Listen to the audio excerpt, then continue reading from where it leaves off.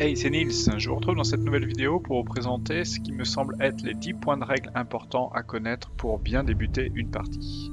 Alors, commençons par le premier point de règle. Parlons pioche des jetons. Alors, ce qui n'est pas forcément d'une évidence, en tout cas pour moi, ça n'était pas forcément évident lorsque j'ai commencé à jouer, c'est comment on pioche des jetons. Donc vous savez que le nombre de points d'AP qui est disponible au début de son tour va nous donner le nombre de jetons que l'on pioche. Donc en l'occurrence, avec Grégory, j'ai 2 points d'AP, donc je vais piocher 2 jetons. Donc je pioche un jeton vert, je dis c'est 1, je pioche un jeton noir, j'ai 2 jetons, je m'arrête là. Non, puisque les seuls jetons qui comptent vis-à-vis du nombre que l'on doit piocher sont les jetons noirs. Ce sont uniquement les jetons noirs. Toutes les autres couleurs sont des jetons bonus qui ne comptent pas dans le décompte total de jetons. Donc en l'occurrence, en ayant pioché ça, je peux continuer à piocher puisque j'ai toujours qu'un jeton valide jusqu'à avoir 2 jetons et là je m'arrête. Donc ça, c'est lorsqu'on démarre la partie, mais c'est aussi vrai pour l'ensemble des cartes qui vous demandent de piocher des jetons. Donc en l'occurrence, si j'active Add Provision, je vais pouvoir piocher 2 jetons, mais c'est sous-entendu 2 jetons noirs. Donc si je pioche 3 verts, je continuerai jusqu'à piocher 2 jetons noirs.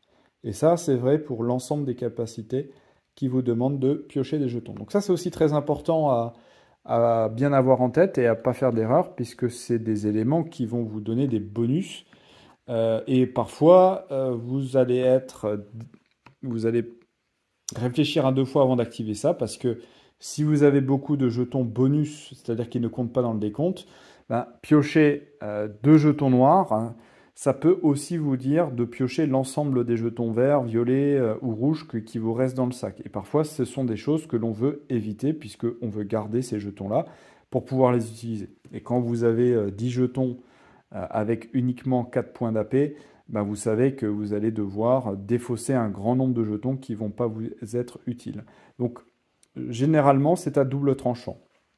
Ces cartes qui vous proposent de piocher plus de jetons.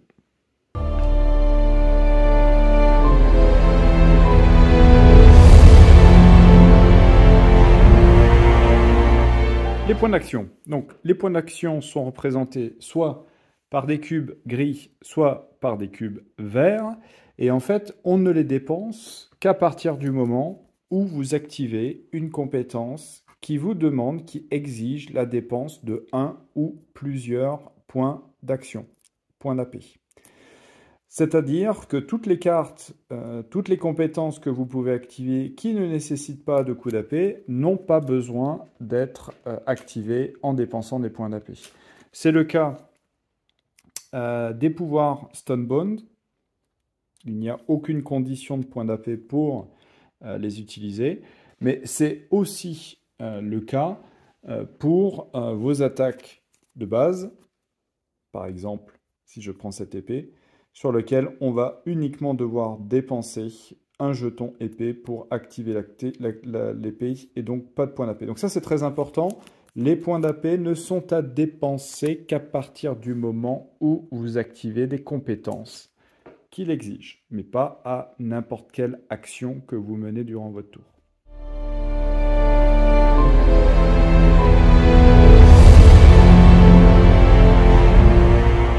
Parlons Speaking Stones. Alors, les Speaking Stones, parlons Stonebound et Speaking Stones. Donc, les Stonebound sont les pouvoirs et le nom qui est donné à ces individus qui sont capables de maîtriser la magie des pierres. Donc, ici, on a un exemple de pouvoir qui s'appelle Aid Provision, qui est une Stonebound. Et lorsqu'on retourne la carte, on nous indique que la pierre qui est attribuée à ce pouvoir-là, c'est Aquamarine. C'est-à-dire que si je décide d'utiliser un emplacement de capacité pour équiper ce Stone Bones pour Grégory, je vais forcément devoir équiper la Stone Bones Aquamarine que voici. En fait, la Stone Boone, la Speaking Stone Aquamarine et le pouvoir Stone Boone sont indissociables. C'est-à-dire que lorsque je vais déséquiper Aid Provision pour remplacer par une autre Stone Boone ou remplacer par une capacité, je vais devoir enlever la Speaking Stone Aquamarine.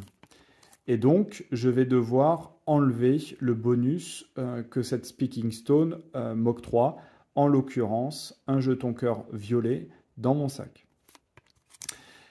Une fois que je déséquipe ma Stone Boone, la Speaking Stone suit la Stone Boone, c'est-à-dire qu'elle ne va pas dans ma sacoche. Ce n'est pas une Speaking Stone que je conserve à discrétion. Elle est vraiment liée, c'est comme si finalement c'était la même carte. Dans le jeu, vous allez pouvoir gagner des Speaking Stones, soit en réalisant des quêtes annexes, des missions de chasse, ou alors, suivant les événements que vous allez vivre, vous allez gagner, remporter des Speaking Stones. Toutes les Speaking Stones qui sont gagnées en dehors et non liées à un pouvoir Stone Boone sont des objets que vous allez pouvoir équiper sur les emplacements libres de vos armes, comme vous le souhaitez. Donc, regardons la configuration que j'ai avec Grégory. Donc, Grégory, il a un pouvoir Stone Boone qui lui demande Aquamarine. J'ai actuellement l'épée Nadia, qui me permet d'avoir 3 emplacements libres pour mettre 3 Stone Boone. Regardons les Stone Boone que j'ai intégrés à cette épée. J'ai Adamante et Garnet et Aquamarine. Donc, en l'occurrence, si je retire ma Stone Boone, je vais retirer Aquamarine et j'aurai par conséquent un emplacement libre. Si, au contraire, je veux rajouter un pouvoir Stone Boone qui pourrait être Cross-Slash, et que tous mes emplacements Stone Boone sont pris, c'est-à-dire que je devrais retirer une de mes Speaking Stones qui ne sont pas liées à un pouvoir Stone Boone pour pouvoir obligatoirement placer ma Speaking Stones, en l'occurrence Garnet. Alors, c'est là où il faut être un peu rigoureux, puisque vous voyez que j'ai une Speaking Stones Garnet, mais c'est une Speaking Stones qui n'est pas liée à un Stone Boone. Donc, je ne peux pas dire, comme j'ai Cross-Slash et que j'ai Garnet, c'est bon, je suis cohérent. Non, il va falloir que je déséquipe soit Garnet ou soit mon Adamante. Disons que c'est Garnet. Je vais la mettre dans un emplacement libre de ma sacoche. Et je vais pouvoir reprendre une Garnet que je vais équiper dans mon épée. Alors pourquoi c'est important de faire ça? C'est pas tant pour s'assurer que les slots des armes soient cohérents avec ce qu'on a équipé, que pour dire que mes Speaking Stones, elles doivent se stocker dans ma sacoche. Donc ça peut être des contraintes si vous avez plein de Speaking Stones et que vous souhaitez vous les équiper en fonction des ennemis que vous pensez rencontrer. Puisque forcément, ça va vous prendre des emplacements. Et surtout, si vous tombez au combat, vous savez que vous perdez l'ensemble de vos équipements, des éléments de votre sacoche, et vous allez aussi perdre les Speaking Stones. Voilà.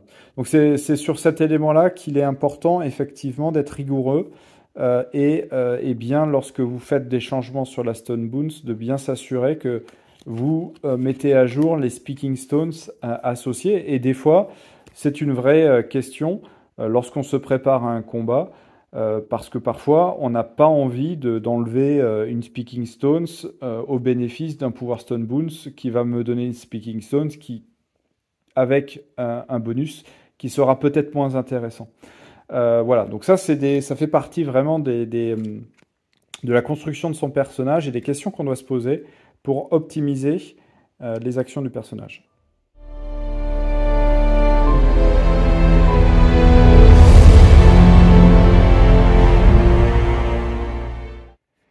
Grégory Cross/. Alors, ne pas oublier que lorsque vous activez cette attaque, elle touche tous les ennemis, c'est-à-dire quelle que soit leur position sur le champ de bataille. C'est-à-dire les ennemis en première ligne, donc 1 et 2, comme les ennemis en seconde ligne, 3 et 4.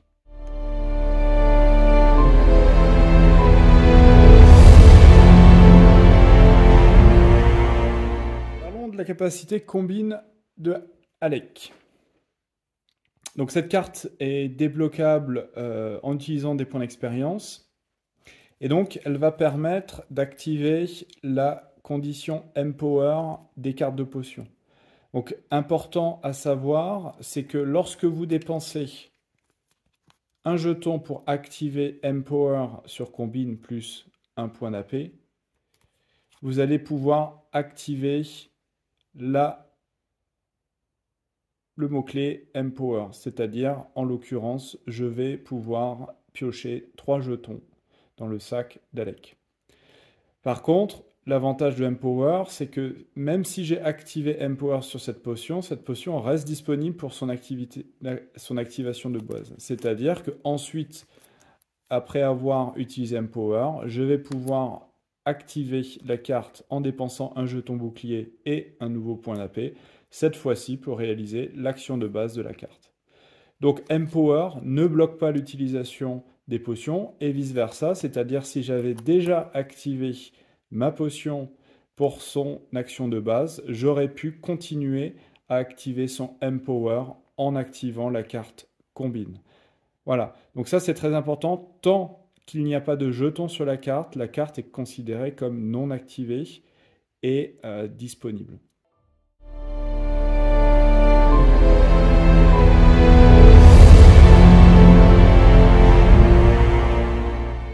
Toujours avec Alec, ne faites pas l'erreur de retourner la carte potion lorsque vous l'avez utilisée.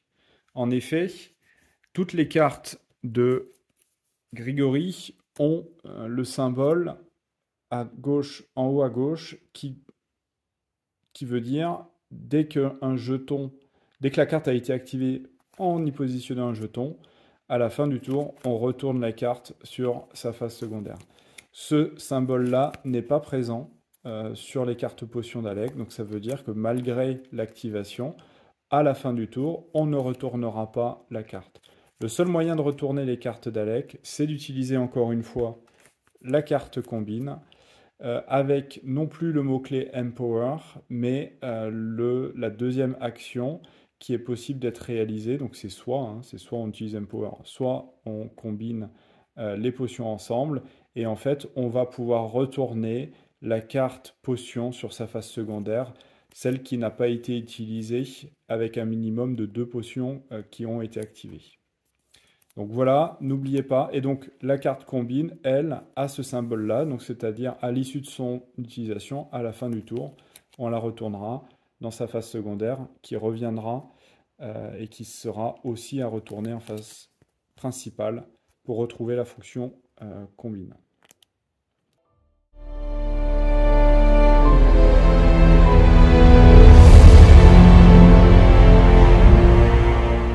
Parlons arbre d'expérience.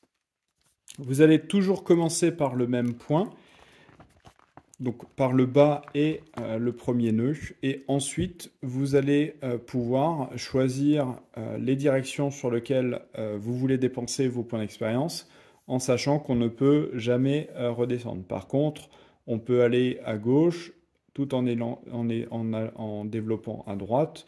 On n'est pas forcé de suivre uniquement une branche. Les points sont acquis lorsqu'on débloque le nœud et on applique tout de suite le bonus. Alors si c'est des jetons à rajouter dans le sac, on les rajoute dans le sac directement. Si c'est des points de vie supplémentaires, on augmente la capacité maximale de points de vie du héros, mais sans le soigner.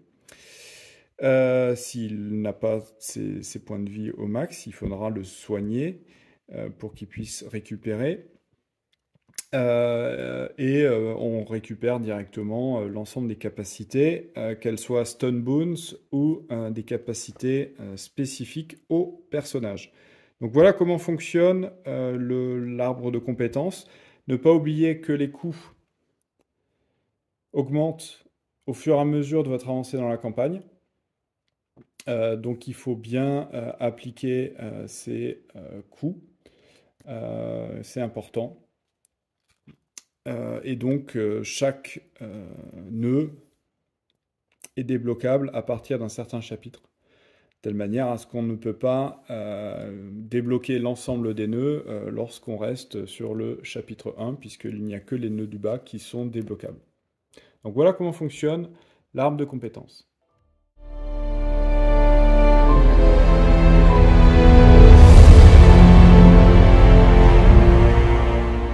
Parlons des ennemis.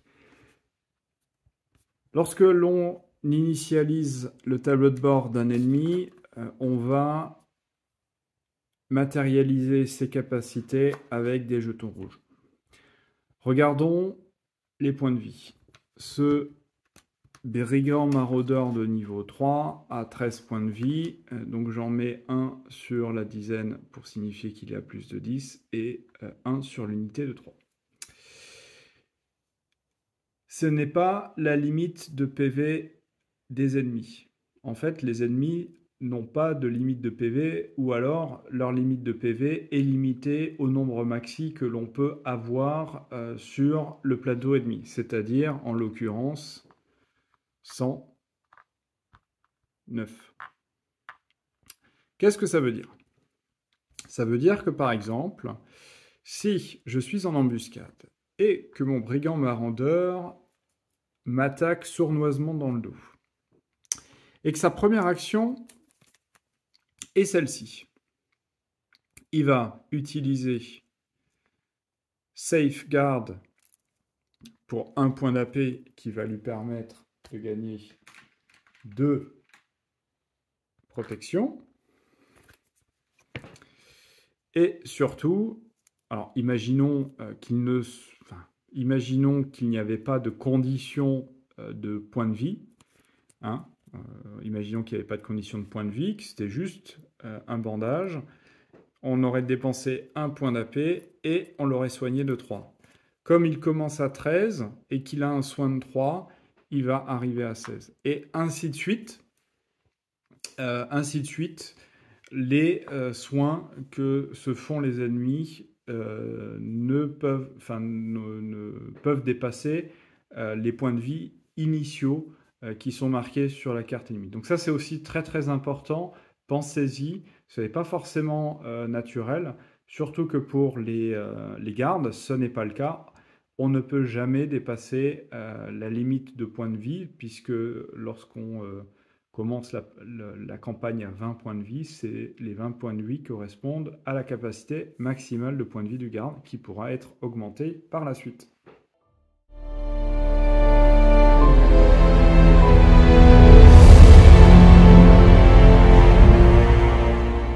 Parlons du fonctionnement des cartes AI ennemies.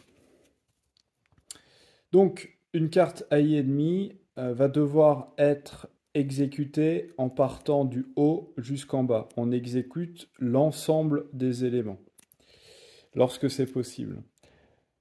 Au premier, on va avoir la condition de quelle est la cible de la carte. Donc ça peut être l'ennemi lui-même. Le nom de la capacité, qui n'a aucune fonction spéciale. Le coût en point d'action que l'ennemi devra payer pour pouvoir réaliser cette action-là. L'action en elle-même. Et ensuite, on passe à la seconde action. Donc, dans cet exemple, si l'ennemi a 2 points d'AP disponibles, il va pouvoir réaliser les 2 actions. S'il n'a qu'un point d'AP disponible, il va réaliser la première puisque c'est elle la plus haut dans la série d'actions. Et à la deuxième action, il va ne pas la réaliser puisqu'il ne respecte pas la condition qui peut être soit parce qu'il a une limite de PV qui est supérieure à la condition, ou parce qu'il n'a plus d'AP. Et donc on ignore cette action et puis on va au bas de la carte qui nous indique que l'ennemi termine son tour. Ça ne se passe pas toujours comme ça puisque on va retrouver des cartes qui vont proposer de piocher une carte si les conditions sont requises. Donc on pioche une carte et la carte qui est piochée, on refait exactement la même chose, y compris si, si l'ennemi a épuisé son dernier point d'AP pour l'action qui va lui permettre de tirer une autre carte. Parce que vous allez voir que dans certains decks ennemis, il y a des actions qui coûtent 0 point d'AP et qui vont permettre à l'ennemi de continuer à réaliser son action malgré l'épuisement de ses points d'AP. Donc ça, c'est très très important de suivre ça pour éviter de retirer des actions qui auraient dû être activées dans le cadre de l'ennemi.